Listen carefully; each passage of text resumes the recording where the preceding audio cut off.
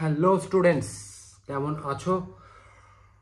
তো আজকে অ্যাকচুয়ালি যে টপিকটা নিয়ে ভিডিও করব সেটা ক্লাস 11-এর রেসপেক্টে তো বটেই, ক্লাস 12-এর রেসপেক্টেও খুব ইম্পর্টেন্ট একটা চ্যাপ্টার, যেটা হচ্ছে limits and derivatives.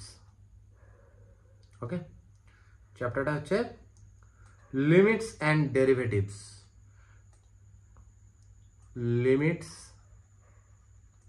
And derivatives. তো যেটা দিয়ে আজকে শুরু করব সেটা হচ্ছে,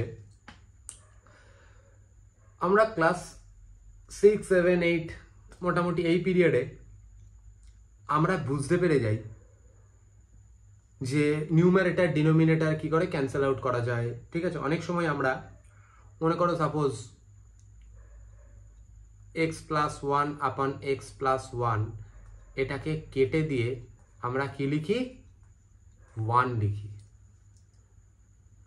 এইটা কখন কাটা যায় আর কখন কাটা যায় না সেটা আজকে বুঝবো আমরা এখানে, যেটা ক্লাস 11-এ এসে অ্যাকচুয়ালি পুরোপুরিভাবে ক্লিয়ার হবে। সেটা হচ্ছে অ্যাকচুয়ালি যেহেতু নন জিরো কোয়ান্টিটি। ওকে, চলো শুরু করা যাক লিমিটস অ্যান্ড ডেরিভেটিভস। তো সবার প্রথমেই তোমাদেরকে বলবো, এই যে লিমিটস অ্যান্ড ডেরিভেটিভসের যে সিরিজটা কন্টিনিউ হবে সেটা তোমরা সবাই কন্টিনিউয়াসলি দেখো।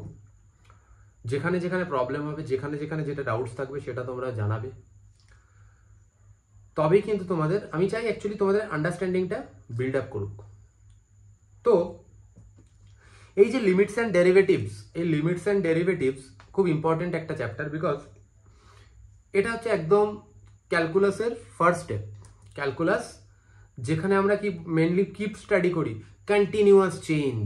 যেখানে আমরা স্টাডি করি কন্টিনিউয়াস চেঞ্জ, তার প্রথম হচ্ছে আমার লিমিটস। এবার ক্লাস 12-এ তোমরা কন্টিনিউইটি অ্যান্ড ডিফারেন্সিয়াবিলিটি, দেন তারপরে আস্তে আস্তে ডিফারেন্সিয়েশন, ইন্টিগ্রেশন, এই সমস্ত পার্টগুলো করবে। বাট ক্লাস 11-এর লিমিট ভেরি ইম্পর্টেন্ট। তাহলে সেইভাবে যদি আমাকে বলতে বলে যে লিমিট লিমিট লিমিট মানে কি, অ্যাকচুয়ালি আমাকে যদি কেউ বলে যে ভাই এটার লিমিট এতটা, তো তার মানে আমি বুঝতে পারবো যে ওই পর্যন্তই ওখানে যাওয়া যাবে।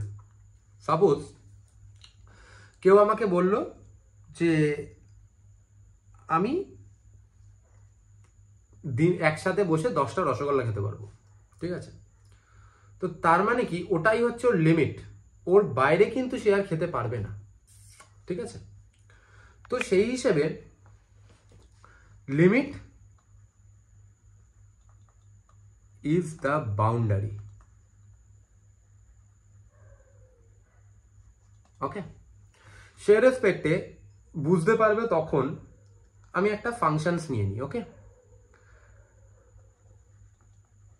let us take a function. let us take a function. ফাংশনটা আমি সাপোজ নিয়ে নিচ্ছি যে fx equals to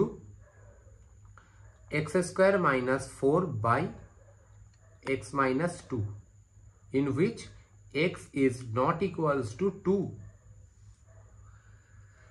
তাহলে x যদি আমার 2 হয়, সাপোজ আমার এই স্টেটমেন্টটা দেওয়ার কারণটা কি, x not equals to 2, x যদি আমার 2 হয়, তাহলে x যদি 2 হয় তাহলে কত হবে?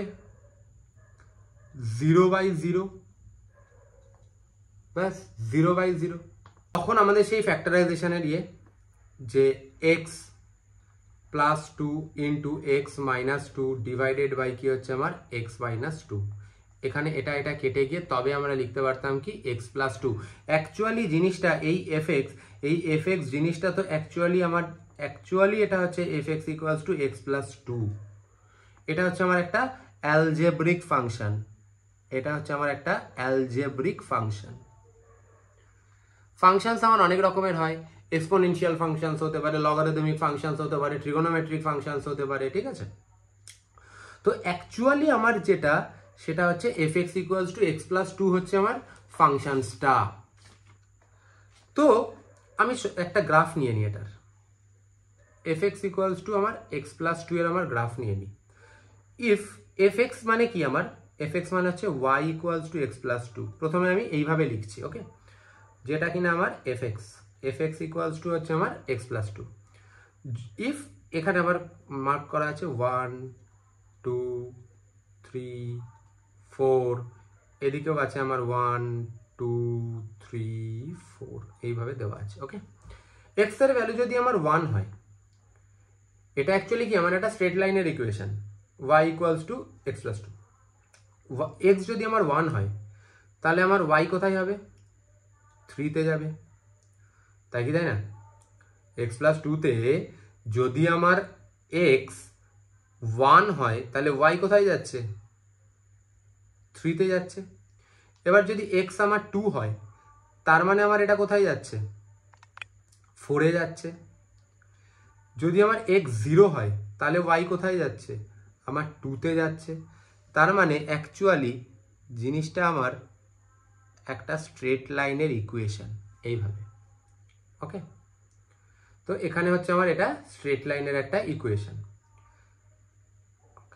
এবার কিন্তু এখানে আমার কি বলে দিয়েছে যে এক্স নট ইকুয়ালস টু 2, তার মানে এক্স এর ভ্যালু যদি আমার 2-তে ডিফাইন্ডই না থাকে তাহলে y এর ভ্যালু নিশ্চয়ই আমার এক্স্যাক্টলি 3-তে ডিফাইন্ড থাকবে না।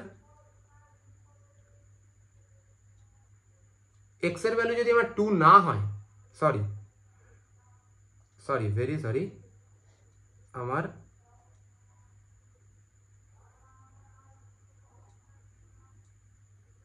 এইটা থাকছে, ওকে।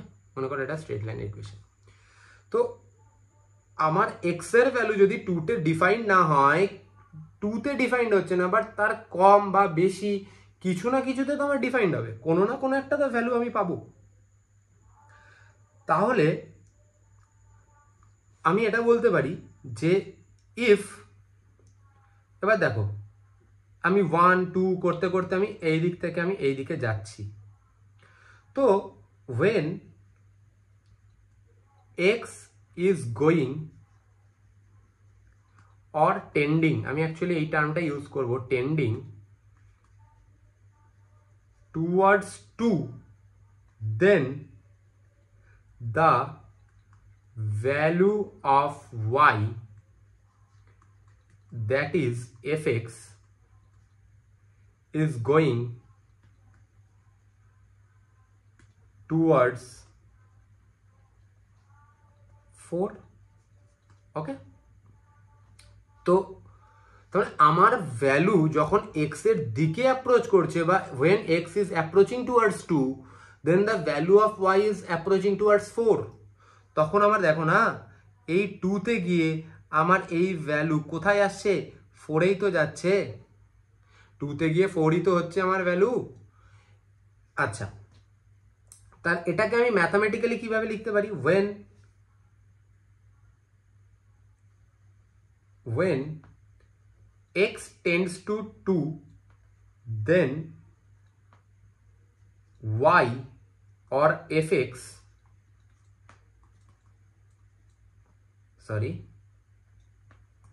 fx tends to 4, ওকে। চলো এবার ওটাকে আমরা ম্যাথামেটিক্যালি অ্যাকচুয়ালি যেটা আমার লিখবো সেটা হচ্ছে when limit x tends to 0, the value of fx is equals to 4. তাহলে আমরা এবার তাহলে আমার যখন x 2 এর দিকে যাচ্ছে তখন আমার y এর ভ্যালু কোথায় যাচ্ছে, 4 এর দিকে যাচ্ছে। তাহলে when লিমিটিং ভ্যালু, ঠিক আছে, 2 এর কাছে যখন x যাচ্ছে সেখানে 4-কে গিয়ে অ্যাপ্রোচ করে 4-এ গিয়ে আমার লিমিট হচ্ছে, ওকে, ভালো কথা। বাট তাও সেন্টেন্স এখন আমার পুরোপুরিভাবে কমপ্লিট নয়। কেন না, আমার 2 এর দিকে আমি এই দিক থেকেও যেতে পারি, আবার এই দিক থেকেও আসতে পারি। আমি লেফট হ্যান্ড সাইড থেকেও 2 কে অ্যাপ্রোচ করতে পারি, আবার রাইট হ্যান্ড সাইড থেকেও আমি 2 কে অ্যাপ্রোচ করে আসতে পারি। তাহলে the value of x can approach 2 in 2 ways actually, right? দুটো ভাবে আমার হতে পারে, ডান দিক থেকেও আসতে পারে, বাঁ দিক থেকেও আমার আসতে পারে। আচ্ছা, তো এইটাকে খুব ভালো করে দেখো, যখন এক্স টেন্ড করছে আমার 2 কে, তো তখন আমি কি পাচ্ছি? F x equals to 4। খুব ভালো করে দেখো, যখন আমার লেফট হ্যান্ড সাইড থেকে যাচ্ছে তো তখন আমার কোথায় আসছে? 4 আসছে ভ্যালু। আর যখন আমি এই দিক থেকে নেমে আসব তো তখনও কাকে অ্যাপ্রোচ করছে? ও তো 4 কেই অ্যাপ্রোচ করছে, ওয়াই কে। ওয়াই তো আমার এখানে, ওয়াই ইকুয়ালস টু তো আমার এখানে এফ এক্স। এইটা যখন আমার 2 কে অ্যাপ্রোচ করছে লেফট হ্যান্ড সাইড থেকে, তখন ওয়াই এর ভ্যালু কাকে অ্যাপ্রোচ করছে? 4 কে অ্যাপ্রোচ করছে। আর যখন আমি 4 3 করতে করতে 2 এর দিকে আসছি তখন আমার ভ্যালু কাকে অ্যাপ্রোচ করছে? 4 কেই অ্যাপ্রোচ করছে। তার মানে আমি এটাকে লিখতে পারি এইভাবে। 4 আমি কিভাবে পাচ্ছি? এফ এক্স ইকুয়ালস টু 4 আমি দুভাবে পাচ্ছি। একটা কিভাবে পাচ্ছি? From left hand side, from left hand, approaching from left hand, ঠিক আছে? আর এখানে অ্যাপ্রোচিং ফ্রম রাইট হ্যান্ড। ওকে, এবার দুটোতেই আমি কি পাচ্ছি না, দুটোতেই আমি কত ভ্যালু পাচ্ছি? এখান থেকে আসলেও আমি এফ এক্স ইকুয়ালস টু 4 পাচ্ছি, আর এদিক থেকে আসলেও আমি এফ এক্স ইকুয়ালস টু 4 পাচ্ছি। ওকে, তো জিনিসটাকে আমি অ্যাকচুয়ালি লিখবো কিভাবে? এই এফ এক্স ইকুয়ালস টু 4 আমি তো আর approaching from left hand, approaching from right hand এইভাবে তো লেখে না। জিনিসটাকে লেখে এইভাবে যে when x tending towards 2 negative, okay sorry, tending towards 2 negative মানে লেফট হ্যান্ড সাইড থেকে যাচ্ছে, আর when x tending towards 2 positive মানে রাইট হ্যান্ড সাইড থেকেও আসছে। তো সেটা কিভাবে লিখবো? তখন এফ এক্স ইকুয়ালস টু আমার কত আসছে? 4। তার মানে লেফট হ্যান্ড লিমিট, তাহলে limit x tends to 2 negative মানে লেফট হ্যান্ড সাইড থেকে আমার left hand limit of F x is 4। Similarly এখানেও আমি এফ এক্স কে কত পাচ্ছি? 4 পাচ্ছি। তখন এটার বেলা লিখতে পারি limit x tends to 2 positive F x equals to 4। কি বললাম বুঝতে পেরেছো না পারোনি? তোমরা এই করতে করতে আমি বলবো ভিডিও পজ করো, নোট ডাউন করো, শেখো। ওকে, চলো তারপরে আসছি। এইবার আমার কাছে যেটা আসবে সেটা হচ্ছে, ওকে আমি একটুখানি এটাকে ছোট করে দিই, চলো।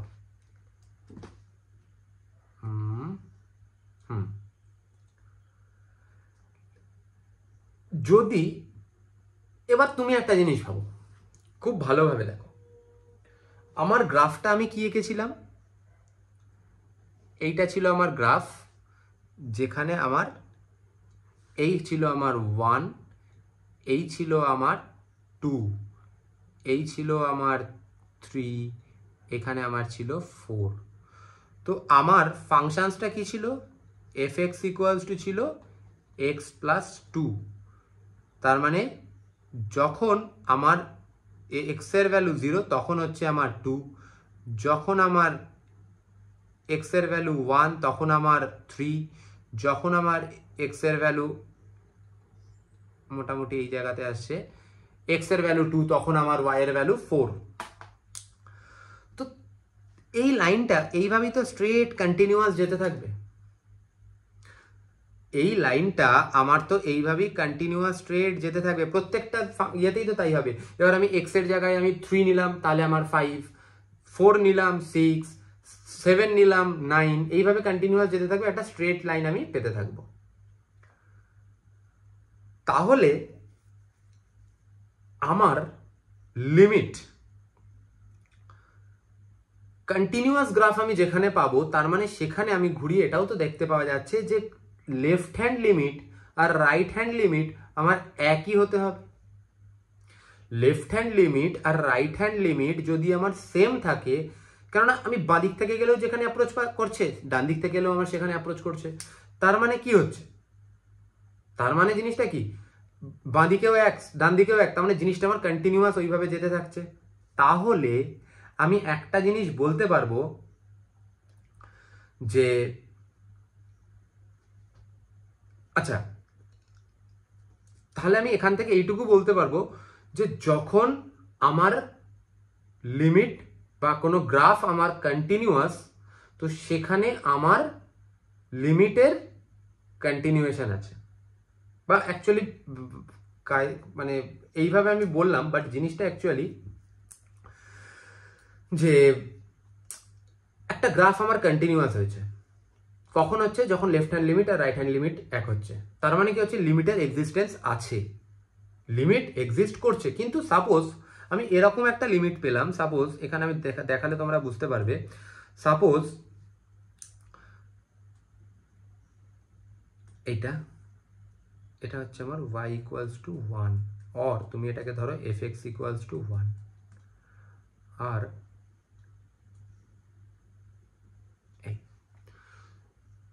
যখন এবার তুমি ভাবো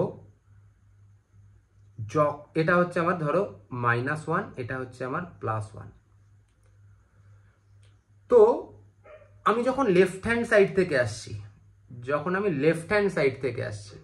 মানে যখন x 0-র দিকে যাচ্ছে, লেফট হ্যান্ড সাইড থেকে 0-র দিকে যাচ্ছে, when x is tending towards 0-র দিকে যখন আমার যাচ্ছে, দেন আচ্ছা 0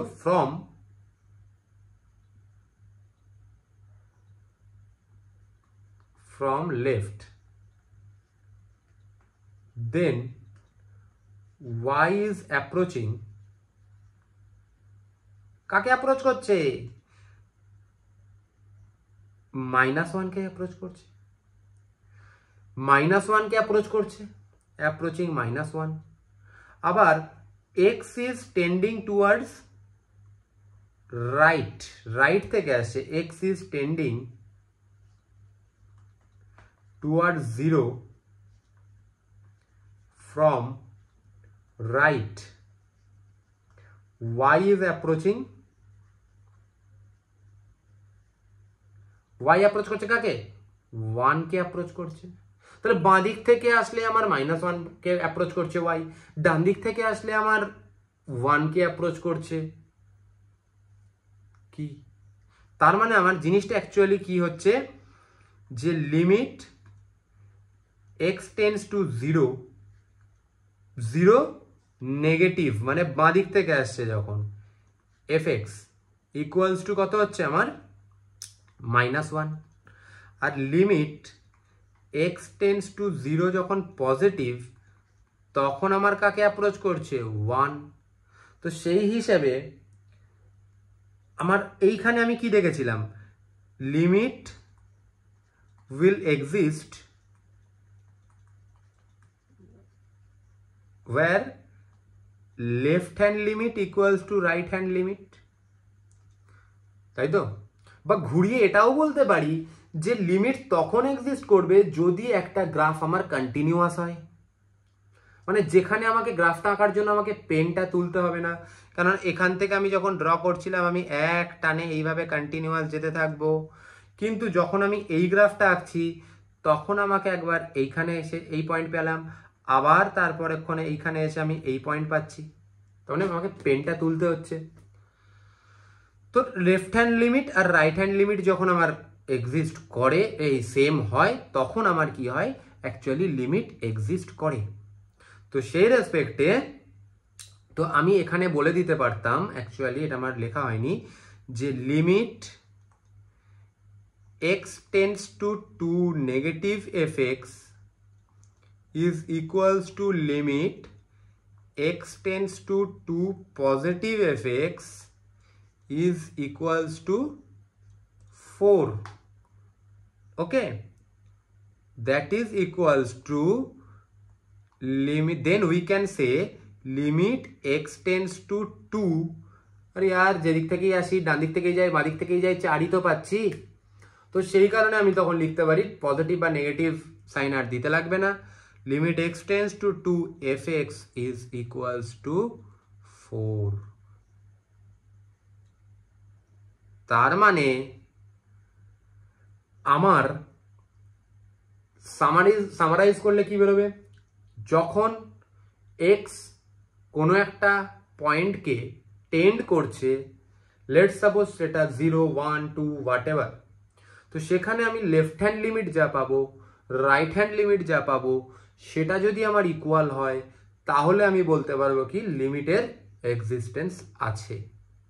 কিন্তু ইন দ্য সেকেন্ড কেস, এই কেসটাতে আমি কি দেখলাম যে আমার লেফট হ্যান্ড লিমিট মানে left hand limit is not equals to right hand limit, তাই কি তাই না?